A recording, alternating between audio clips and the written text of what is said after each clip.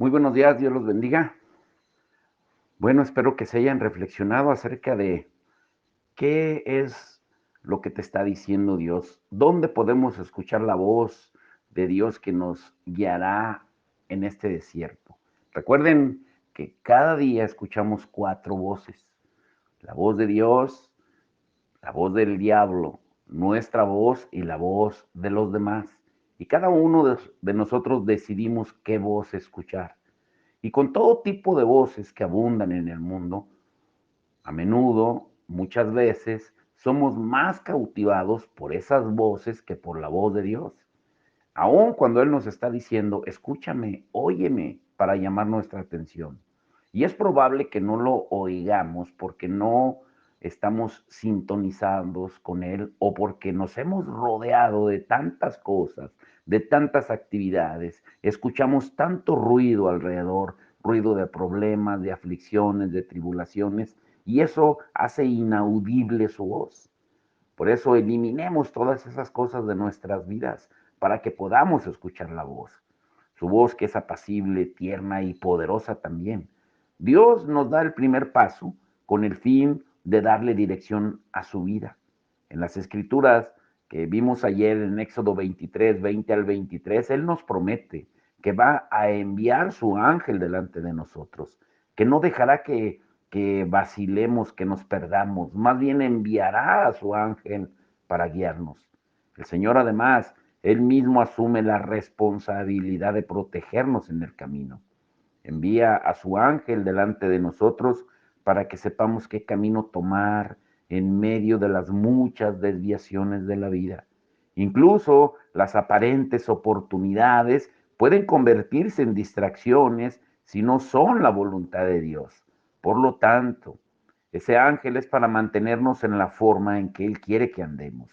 Dios también promete llevarnos al lugar donde debemos de estar.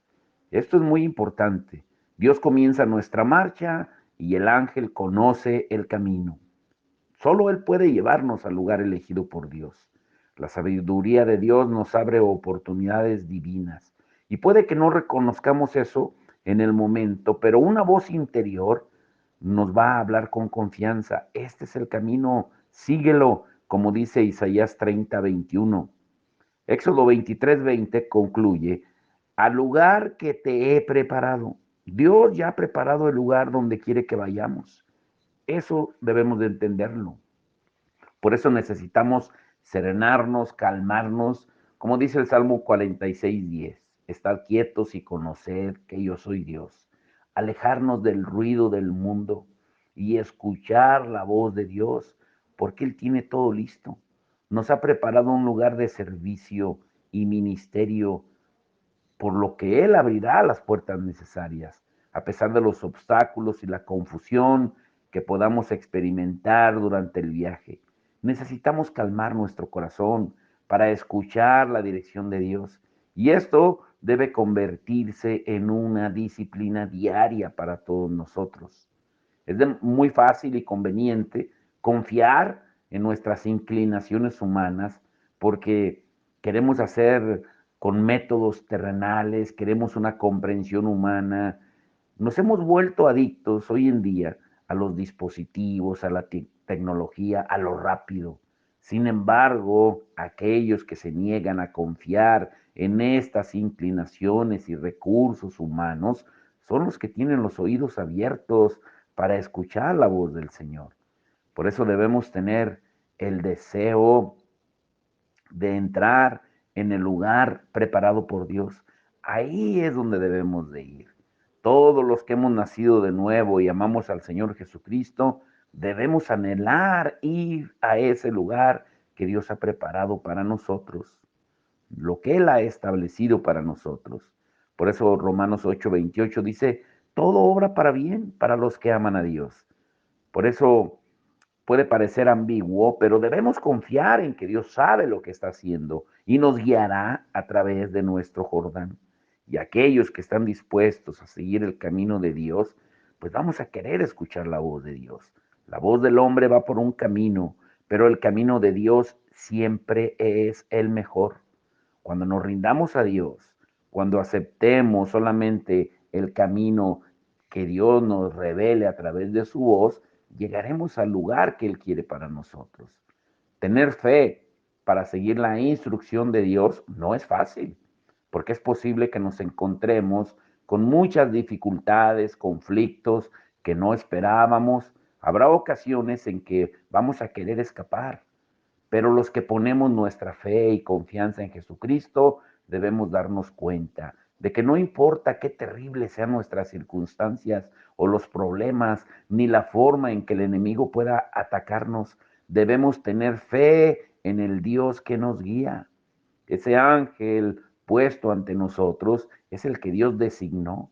Él nos guiará a través de nuestro Jordán, a donde Dios pueda ser glorificado a través de nuestro ministerio.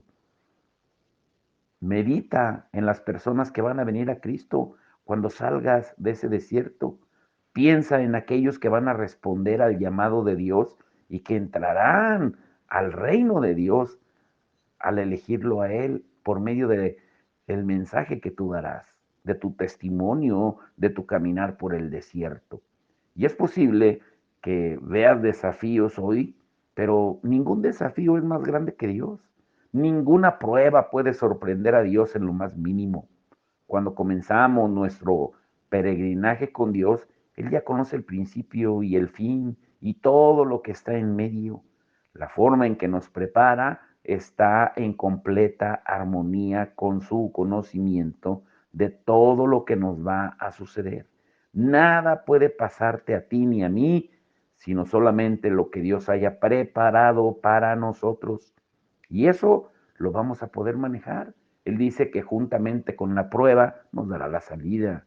Ese ángel que va delante de nosotros nos está guiando fielmente al lugar donde Dios quiere que estemos.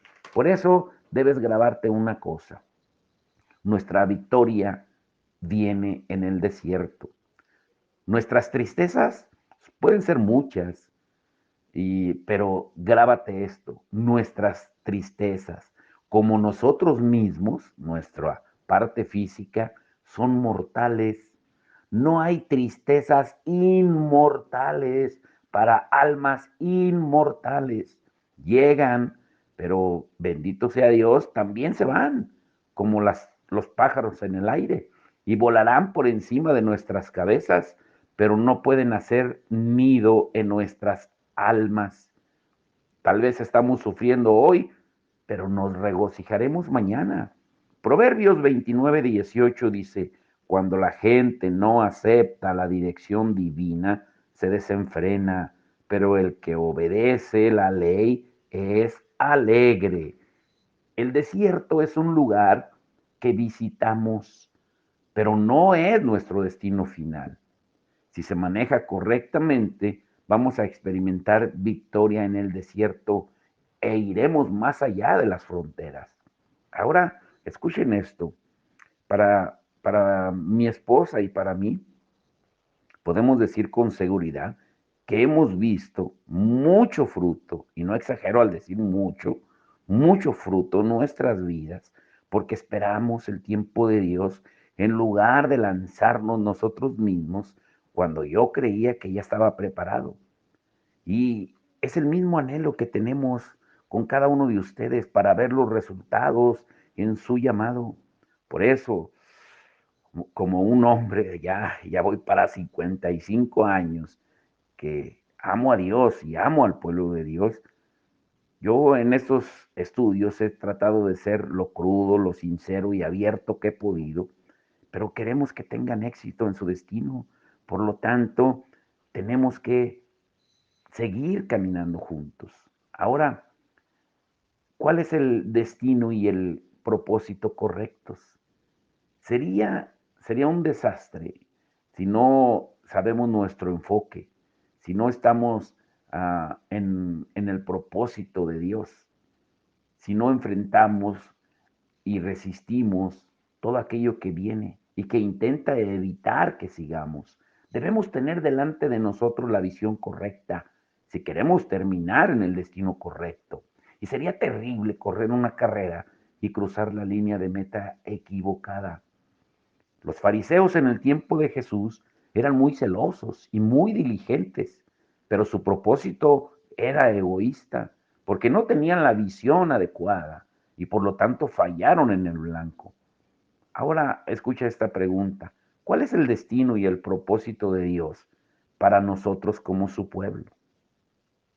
La palabra de Dios dice en Efesios 1:11 que hemos sido predestinados conforme al propósito del que hace todas las cosas según el designio de su voluntad. Muchas personas tropiezan aquí cuando escuchan la palabra predestinados o predestinación. Pero para comprender esto claramente, debemos dividir la palabra y verla con su raíz y su prefijo. El prefijo es pre, que significa sencillamente antes o antes del principio. La raíz destino significa dónde terminarás o la línea de meta. Juntando las dos significa establecer la línea de meta antes del inicio. Efesios 1:11, por lo tanto, nos muestra que Dios estableció un destino para la humanidad antes de crearnos y que Él va a cumplir su propósito, como lo dice en Romanos 8:28 al 29. Y sabemos que a los que aman a Dios, todas las cosas les ayudan a bien. Esto es, a los que conforme a su propósito son llamados, porque a los que antes conoció, también los predestinó para que fuesen hechos conformes a la imagen de su Hijo, para que Él sea el primogénito entre muchos hermanos. Nuestro destino, que Dios planeó antes de que comenzara el tiempo, fue que amáramos a Dios para ser conformados a la imagen de Jesucristo. Todo lo que se hace en la vida o el ministerio debe ser hacia esa meta o ese fin. El propósito número uno de Dios al crearte no fue solo que pudieras unirte a un equipo ministerial o a una iglesia, el que donaras miles de pesos al reino, el ser conocido como artista o tener alguna otra meta profesional. Ni siquiera fue sanar a los enfermos o echar fuera demonios, el realizar esfuerzos de ayuda humanitaria, rescatar a víctimas de la drogadicción, liberar a personas o ganar a los perdidos para Jesús. Por muy nobles y piadosos que parezcan todas estas cosas, debemos entender que ha habido muchos que han hecho esas cosas, pero no cruzaron la línea de meta. Y la razón por la que no terminaron bien se debe a que su enfoque estaba en el ministerio y no en la meta o el corazón detrás del ministerio. Ahora debemos responder la pregunta, ¿por qué Dios nos predestinó a ser conformados a la imagen de Jesucristo? Y la respuesta es sencilla pero profunda, porque Él nos amó y deseó tener comunión con nosotros. Efesios 2:7 dice, para mostrar en los siglos venideros las abundantes riquezas de su gracia en su bondad para con nosotros en Cristo Jesús. Nosotros tenemos una perrita llamada Clerk, es de Harmony, y es agradable, juguetona, divertida. Sin embargo, solamente podemos comunicarnos con ella a un nivel limitado. Y a veces es frustrante que no entienda o que no podamos mantener una conversación con ella. Pero por otro lado, es un escenario totalmente distinto con nuestras hijas. A medida que han madurado, hemos disfrutado de relaciones hermosas con ellas y con nuestros hijos también, y han añadido mucho a nuestras vidas. Por eso nos creó Dios. Él no desea el nivel más bajo de comunión que yo tolero con la clerk. Él quiere hijos e hijas con las que se comunique a nivel del corazón. Ese fue su propósito desde el principio, cuando creó al hombre y lo puso en el huerto. El Señor caminaba con Adán y tenía comunión con él debido a su amor por él. Uno de los descendientes de Adán, captó el propósito de Dios y está registrado de él en Génesis 5:24. Caminó pues Enoc con Dios y desapareció porque le llevó Dios. El escritor de Hebreos dice en Hebreos 11:5, y Enoc tuvo testimonio de haber agradado a Dios. ¿Por qué agradó Enoc a Dios? ¿Fue porque tenía un gran ministerio de algún tipo? No, fue porque caminó con Dios y porque tuvo estrecha comunión con Él. Todo lo que Dios ha hecho en el pasado, lo sigue haciendo ahora y lo hará en el futuro. Por lo tanto, el propósito del desierto es señalarnos la dirección para ser conformados a la imagen de Jesucristo. Si perdemos de vista el propósito de Dios para nosotros, nos vamos a desenfrenar y vamos a retroceder espiritualmente como personas, como familia, como iglesia. Y cuando perdemos de vista el propósito de Dios, nos vamos a secar, encogiéndonos hasta ser solamente algo impulsado por las cosas del mundo. Por eso hagamos hincapié en esto, porque muchas veces nos enfocamos en números, en resultados, en edificios, en lugar de hacer discípulos a la imagen de Cristo. Esa fue la gran comisión en Mateo 28:19.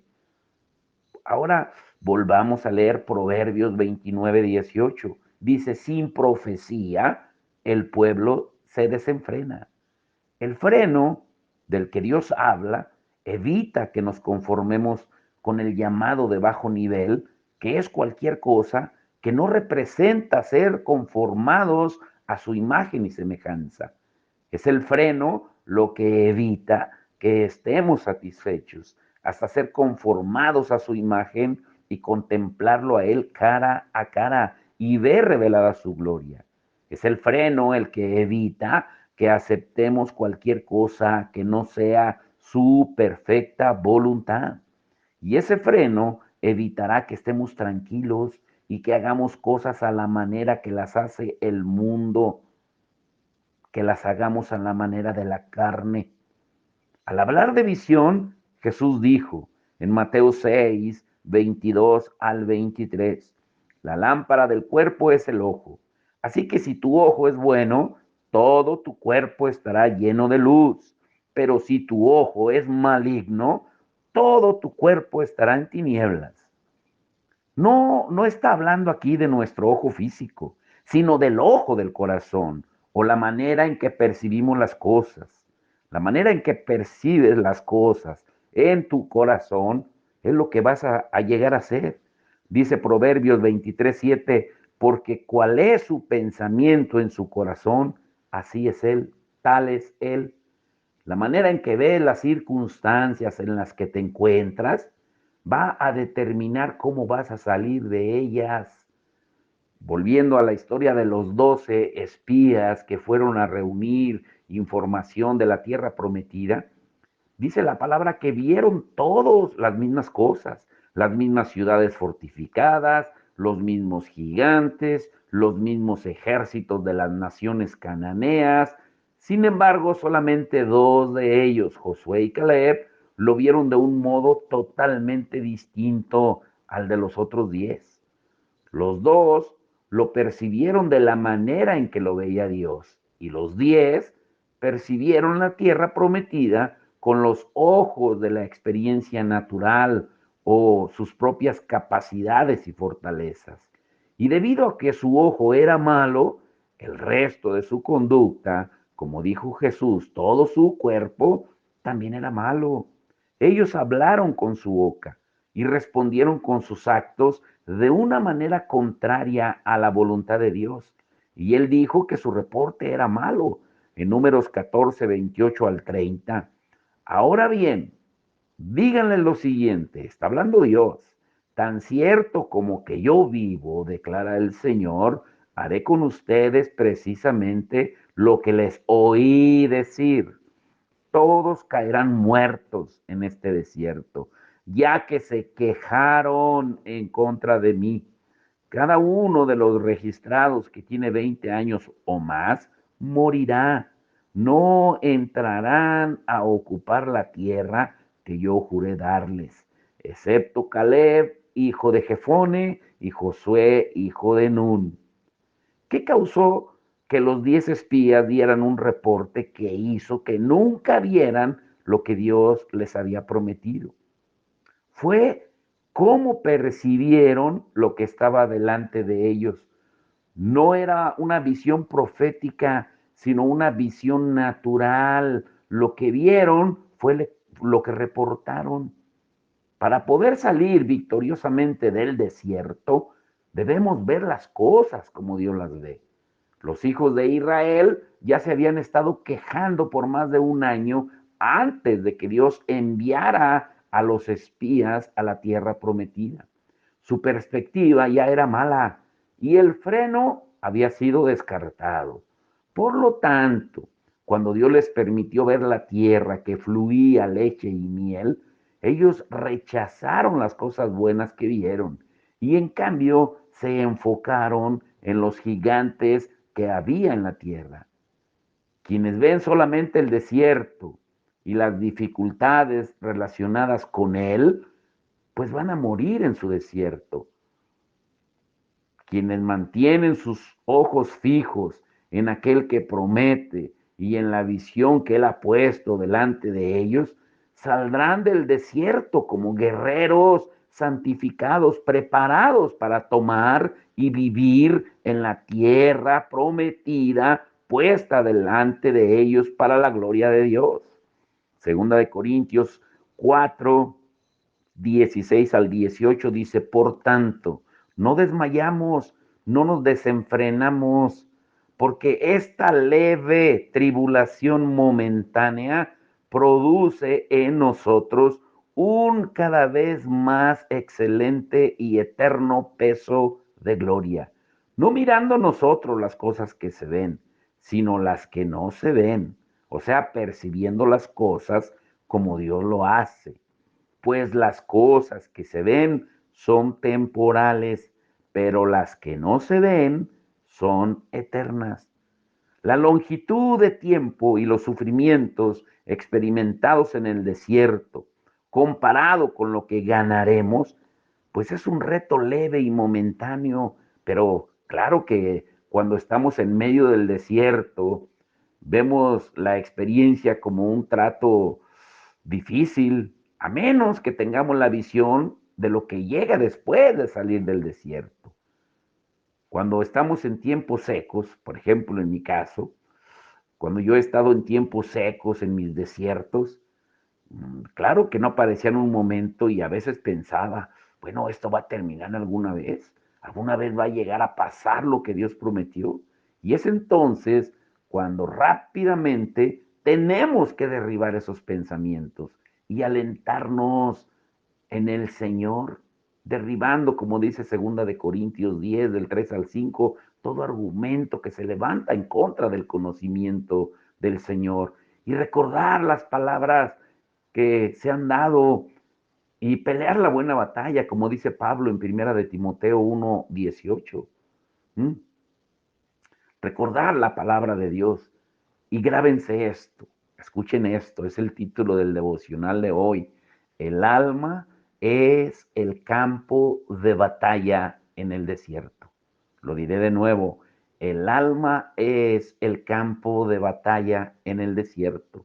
El alma está formada por tu intelecto, o sea, tus pensamientos, tus emociones y tu voluntad.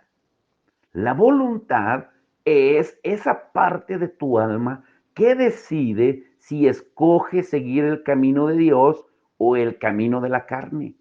Si verás las cosas como las ve Dios o si le vas a poner atención a tu aflicción en el desierto. Pedro escribe en Primera de Pedro 2:11, queridos amigos, ya que son extranjeros y residentes temporales, la otra versión dice, queridos hermanos, no olviden que son extranjeros y peregrinos. Les advierto que se alejen de los deseos mundanos que luchan contra el alma. Todo se reduce ¿A quién es el centro de tu enfoque? ¿El Señor o tú? Los deseos carnales que batallan en tu intelecto y tus emociones se enfocarán en intereses egoístas que te van a alejar de tu visión, porque el camino de Dios no es el camino del yo, sino el camino de negación del yo. El evangelio que ha sido predicado y aceptado por muchos en la actualidad, hoy en día, es un evangelio de comodidad para la carne. Vean tan solo las redes sociales, la mayoría de las predicaciones que se escuchan, muchos de los mensajes no alientan a crucificar la carne, sino más bien a acomodar la carne y a satisfacer los deseos que realmente batallan contra la meta final de ser conformados a Jesucristo. Porque muchas veces el enfoque es, ¿qué puede hacer Dios por mí? En lugar de, ¿qué desea Dios de mí? El evangelio de comodidad no hace énfasis en la realidad de los sufrimientos que conlleva seguir a Cristo. O sea, el seguir a Cristo es un precio de sufrimiento.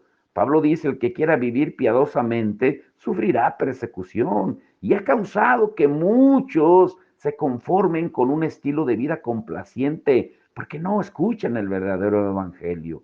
El evangelio de la comodidad no equipa a los creyentes para ser soldados de Dios. Al contrario, los equipa, pero para que sean desertores de Dios, porque en los primeros problemas salen corriendo, salen huyendo.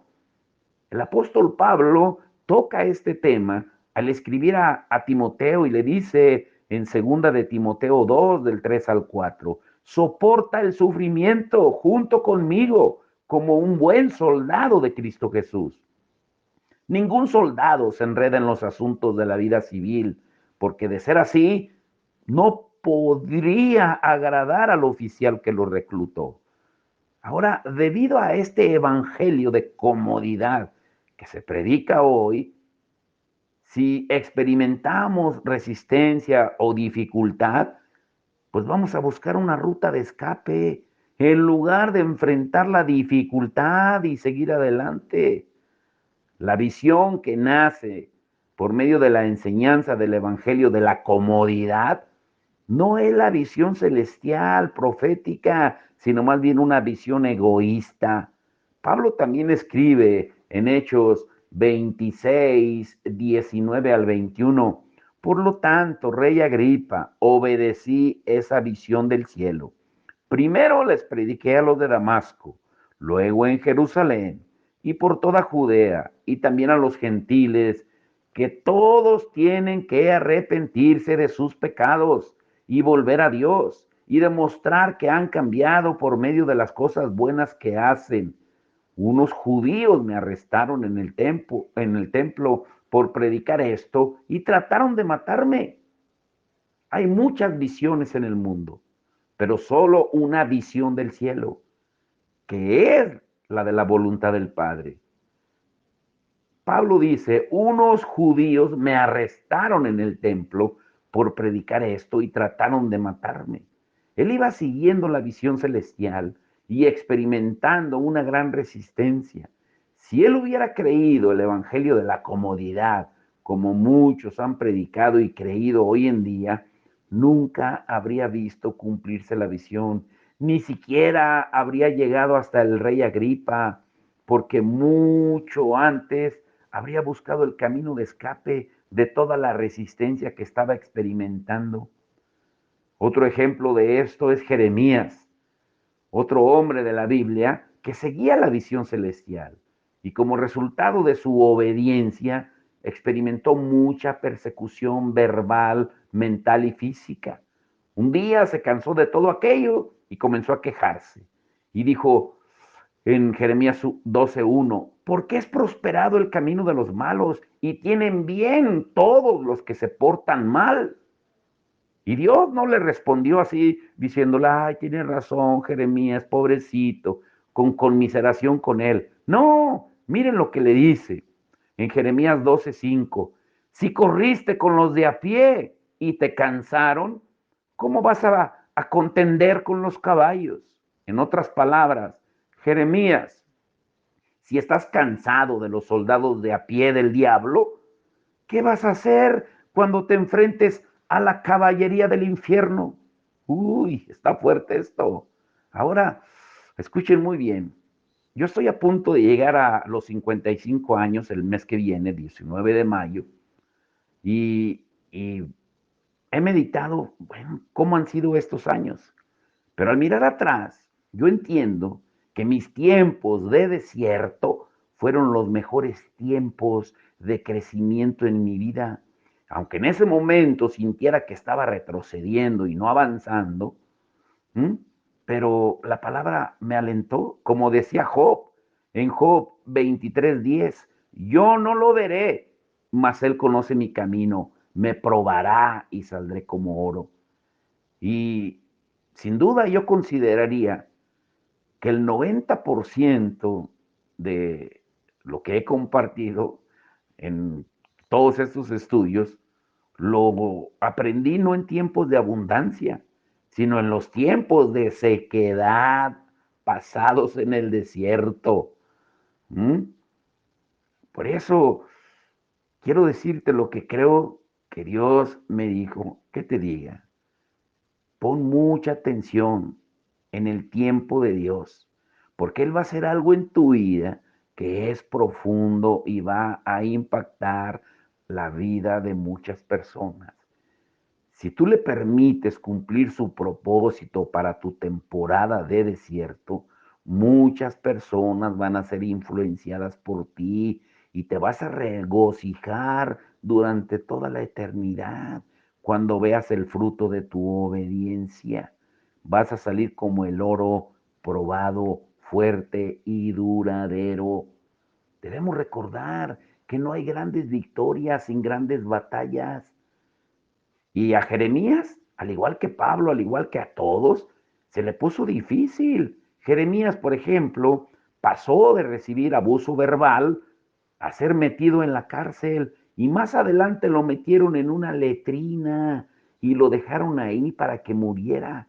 Sin embargo, Dios finalmente lo liberó de todas sus aflicciones y persecuciones. Las batallas que experimentas hoy o que experimentamos la mayoría del cuerpo de Cristo son ataques mentales. No es una persecución física como experimentaron Pablo, Jeremías o los demás discípulos. Pero ¿qué haremos si cambia la resistencia? ¿Qué haremos si cambia la situación? Las aflicciones que soportamos en el presente deben fortalecernos para manejar batallas mayores en el futuro. El desierto es un campo de instrucción y de entrenamiento para futuras batallas. ¿Mm?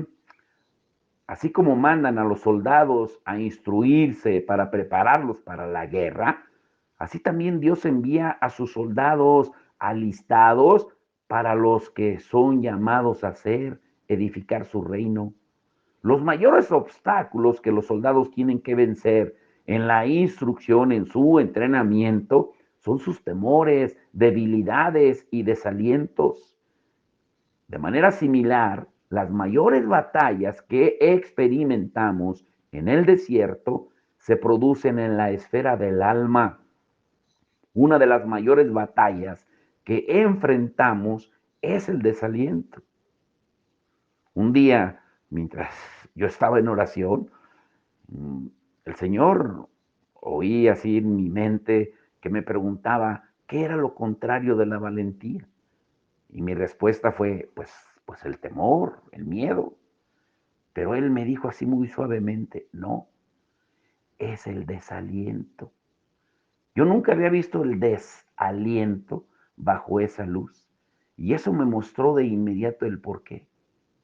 Que estaba detrás de que a Josué se le dijo en 7 ocasiones registradas que fuera fuerte y valiente.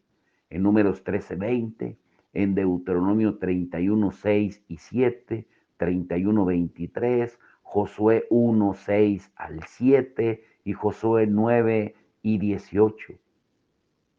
¿Mm? 7 ocasiones se registran en que se le dijo a Josué que fuera fuerte y valiente. El Señor sabía que ese sería uno de sus mayores desafíos.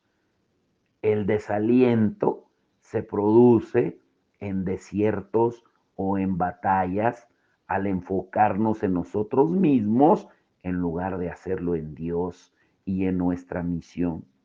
El propósito del enemigo es dirigir su enfoque o que dirijas tu enfoque hacia ti mismo. Eso lo intentó con Jesús en el desierto. Jesús, después de 40 días de ayuno, tenía hambre por no haber comido y el diablo llegó y le dijo en Mateo 4:1, si eres hijo de Dios, di que estas piedras se conviertan en pan. La tentación era usar el poder de Dios, apartado del camino de Dios, para conseguir lo que deseaba su carne. Debemos recordar que cuando Dios da un don, también viene con una seria responsabilidad de no usarlo mal, sino administrarlo como Él desea. Dios iba a asegurarse de que las necesidades de Jesús fueran suplidas, pero se haría a la manera de Él. Cuando el diablo se fue, llegaron ángeles y ministraron a Jesús.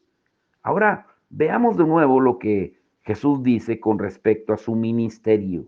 Entonces Jesús explicó en Juan 5:19, les digo la verdad, el Hijo no puede hacer nada por su propia cuenta, solo hace lo que ve que el Padre hace. Todo lo que hace el Padre, también lo hace el Hijo. Observemos la palabra ve. Jesús no hacía nada alejado de la voluntad de Dios.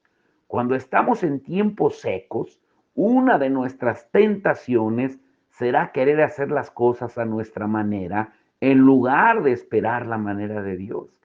Y esto puede ser utilizando el poder de Dios o incluso torciendo la palabra de Dios para conseguir algo antes del tiempo de Dios. Ahora, ¿tú te imaginas a un soldado en una batalla que no pelea según las órdenes de su oficial? Pues eso podría provocar un grave daño, no solo para el soldado, sino también para toda la compañía.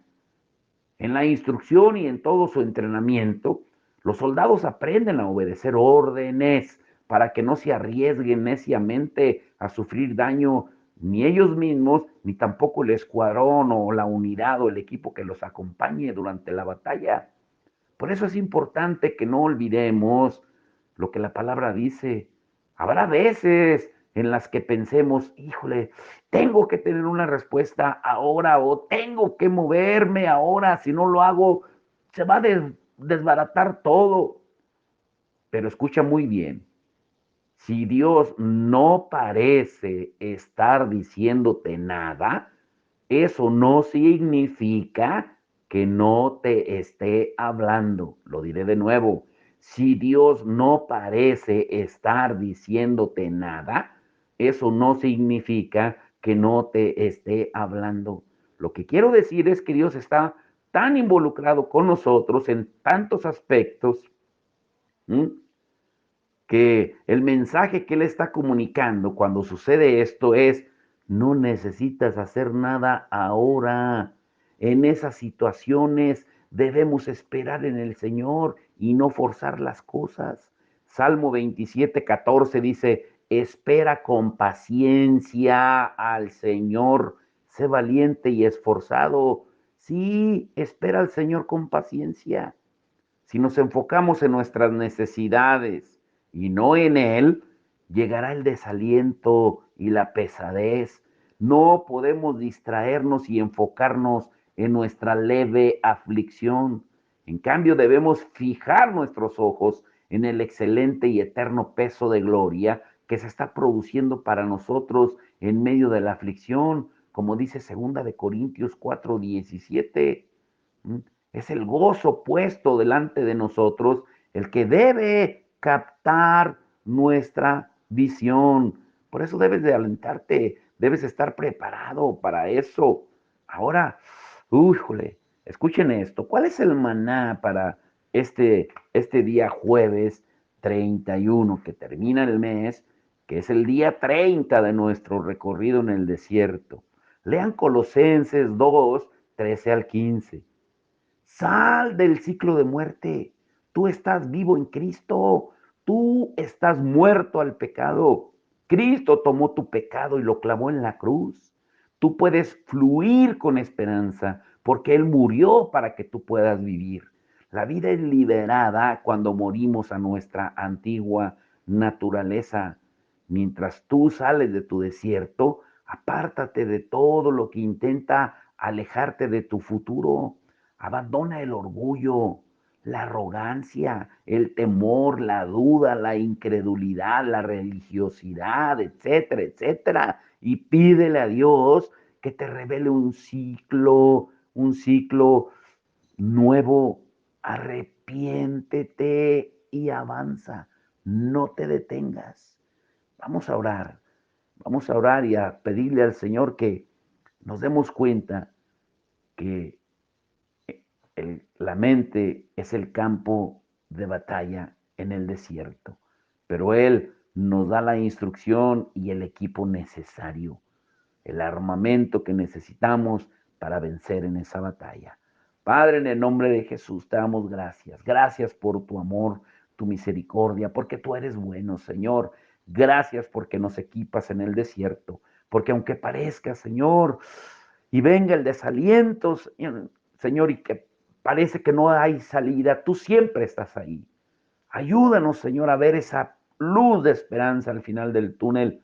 Yo oro, Señor, en especial por todos aquellos que una nube de desaliento los está cubriendo, Señor, de desánimo, de falta de fe, porque el enemigo lo que quiere es robar es la fe. Sabe que si roba la fe, roba todo, porque a él lo que le interesa es robarnos la fe. Y que nos acordemos que la fe viene por el oír tu palabra, la palabra tuya, Señor. Por eso hoy te rogamos y te pedimos como aquellos discípulos cuando te dijeron, Señor, aumentanos la fe. Y la única manera es confiando en tu palabra, lo que tú dices en tu palabra, Señor. Ayúdanos a vencer en este caminar en el desierto, Señor, y a darnos cuenta de que tenemos la victoria asegurada si seguimos tomados de la mano tuya, Señor, y que esta leve tribulación momentánea produce en nosotros un eterno y cada vez mayor peso de gloria. Te damos todo el honor y la gloria a ti, Señor, en el nombre de Jesús. Amén y amén.